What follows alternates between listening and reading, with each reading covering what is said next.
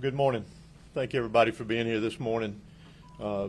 As Sarah mentioned, I'm Chris Hosey. I'm the director here at Georgia Bureau of Investigation, and I'm joined up here this morning by Special Agent in Charge Paul Brown of the FBI Atlanta Field Office, Interim Police Chief Gregory Pedrick from DeKalb Police Department, DeKalb County Police Department, Assistant Chief Carvin Tice from Atlanta Police Department, Chief Bert Butnick from Emory University Police Department, members of the Georgia Bureau of Investigation also present here with us this morning.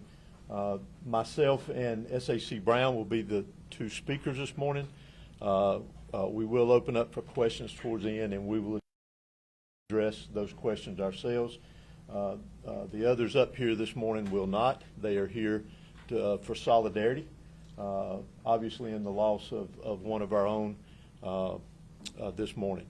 So with that, I will get started, and then, like I said, we'll try to answer some questions towards the end that are pertinent that we can discuss at this point of the investigation.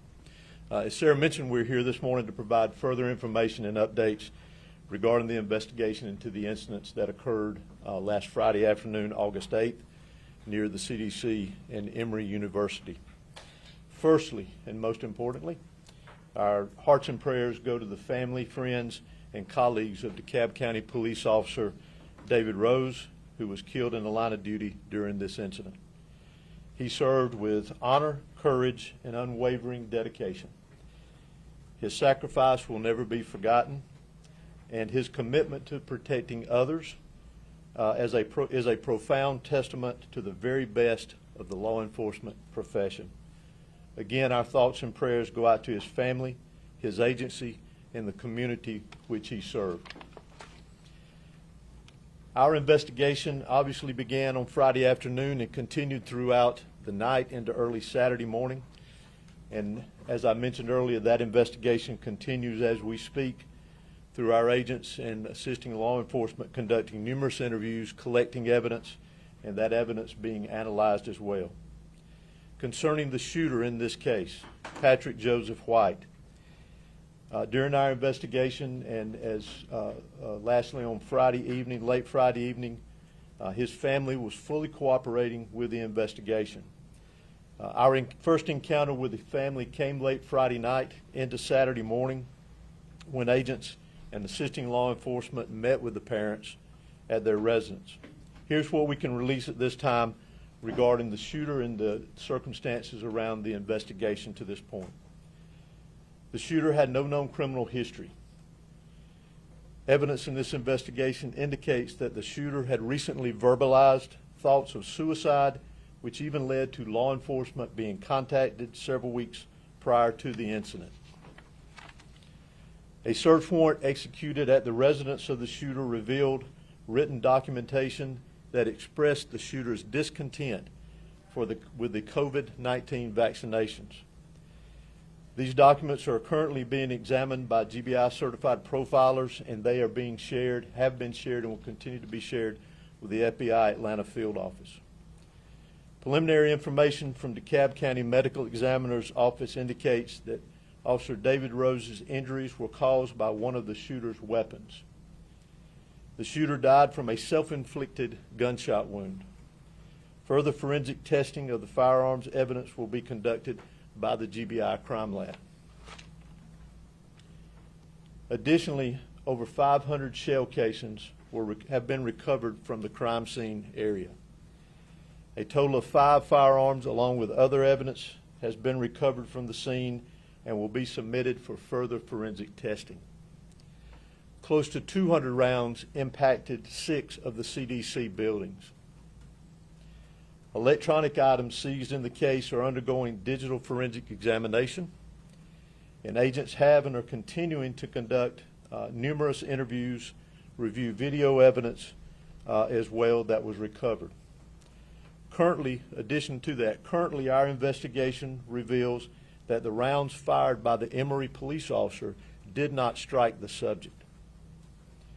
The complexity of this investigation requires a great deal of collaboration, which started Friday night and continues to this day, along with information sharing between local, state, and federal law enforcement agencies, many of which are represented here today.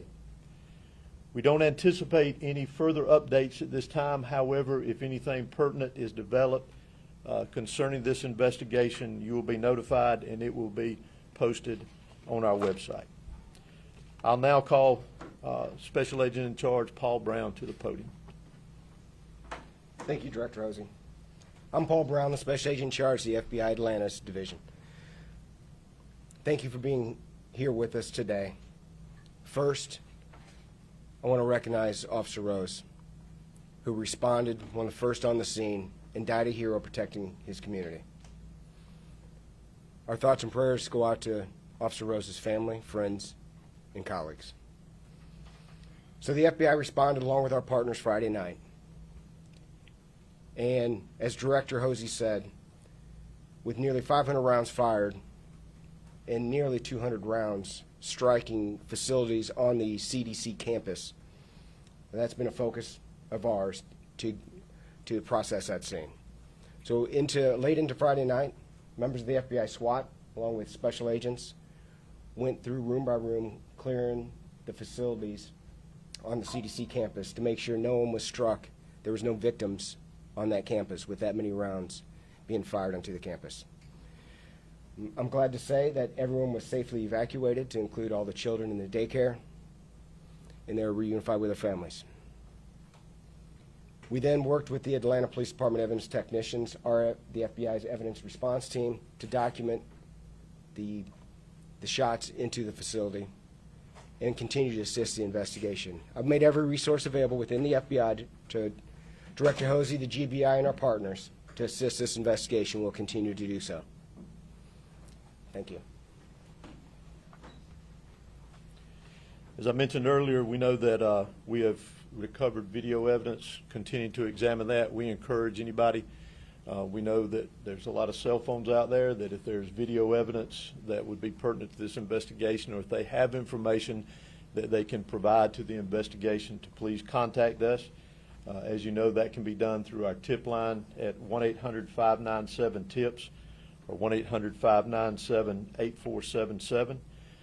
They can also utilize our See Something, Send Something app that is available on Android and iPhones. You can attach videos to those entries, and it can be anonymous if they so choose. There's a choice there for that.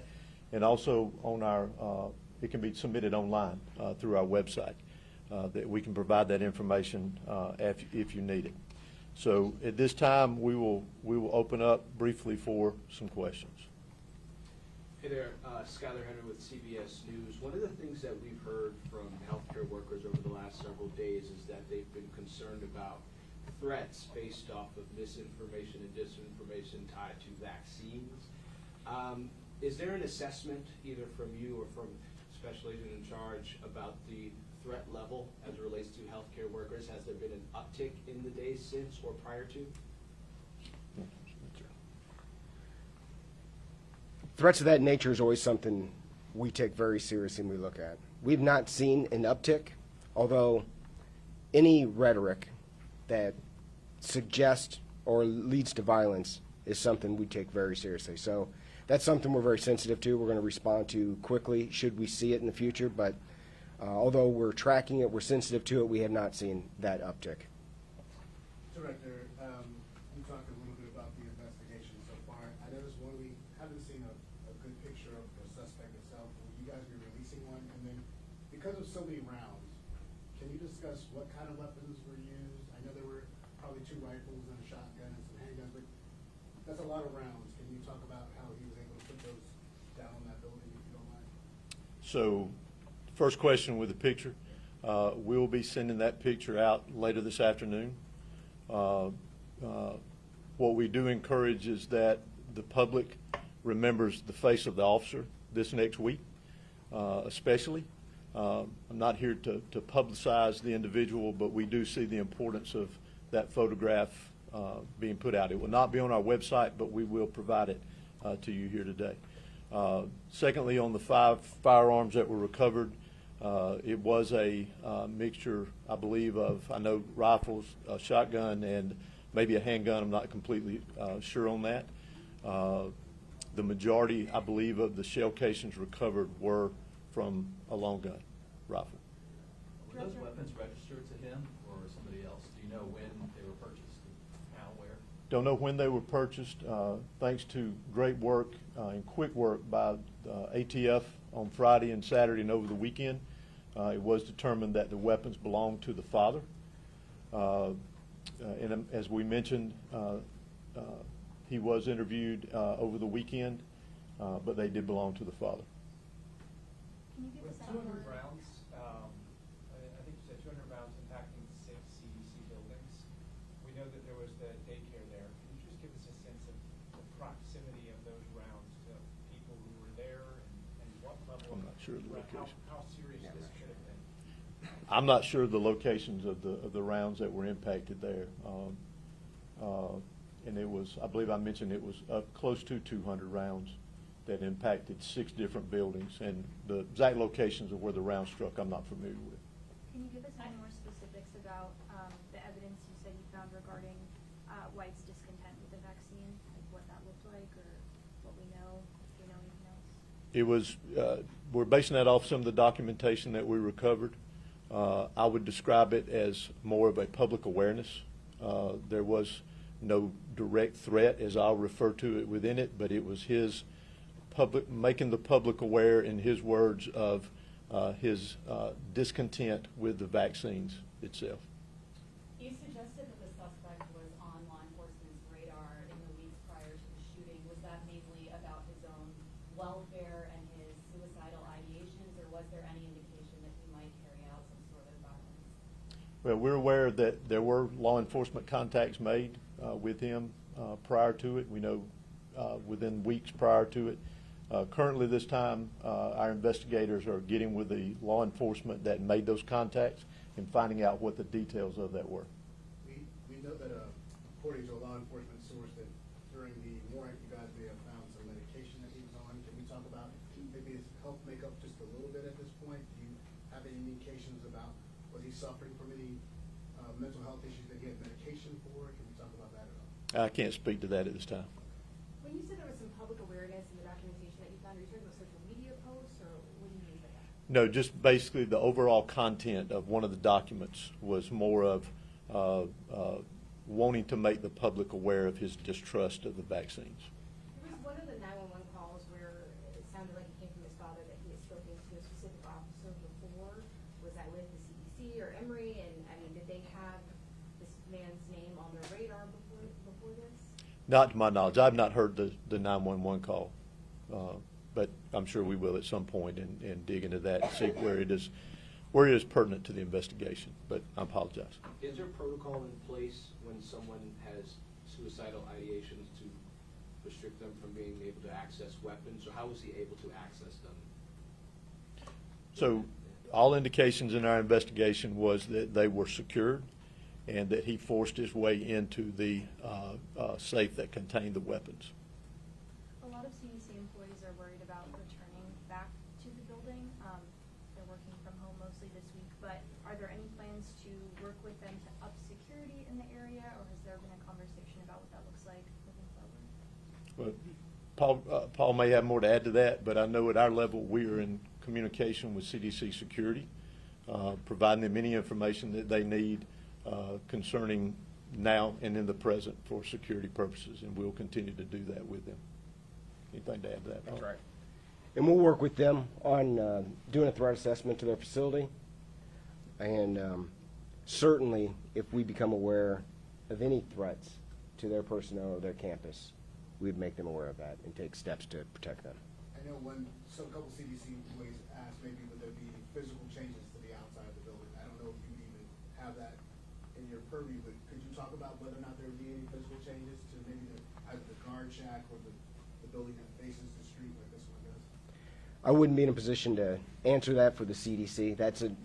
They're going through an assessment process now, so that's really a decision based on the results of that assessment. If they come to the conclusion that's necessary, then they'd take those steps. Can we talk about his arrival to the guard shack and what, if anything, was said and how they turned him away? I'm not familiar with the exact path taken that day. The majority of the crime scene that we examined was specifically in the intersection around the CVS pharmacy. What about Officer Rose's arrival on scene? Did he have the chance to even get out of the car, or was he ambushed as soon as he arrived? I'm not going to go into the details of that at this time. It's enough to know that Officer Rose was doing his job and encountered gunfire, and unfortunately, he passed as a result of that. I apologize. When you said that there were documents, or you said you wanted to make the public aware that he did such scenes, what do you mean by documents? Is there a letter or a memo, or is it with social media? It was a writing. Okay. Yeah. If the weapons were secure in a safe, did he have a key to the safe? Did he No. get a key? Did he break in? How did he get it? He broke into it. Can you clarify where he was shooting from, the suspected gunman, in terms of the CVS? How high up and? Again, the majority of the crime scene that we examined was in that intersection close to the corner by CVS. One more question. Was he firing anywhere else besides the CDC building, from your knowledge? Was he firing at anywhere else in the area inside the CVS? Besides, I'm sorry. Was he firing anywhere else besides exactly at those CDC buildings? Were there shots inside the CVS? Could you explain that? All I can tell you there is the majority of the rounds in that direction we know struck the buildings. And past that, I'm not sure. Thank you for being here today. This concludes our news conference. Thank you. Thank you.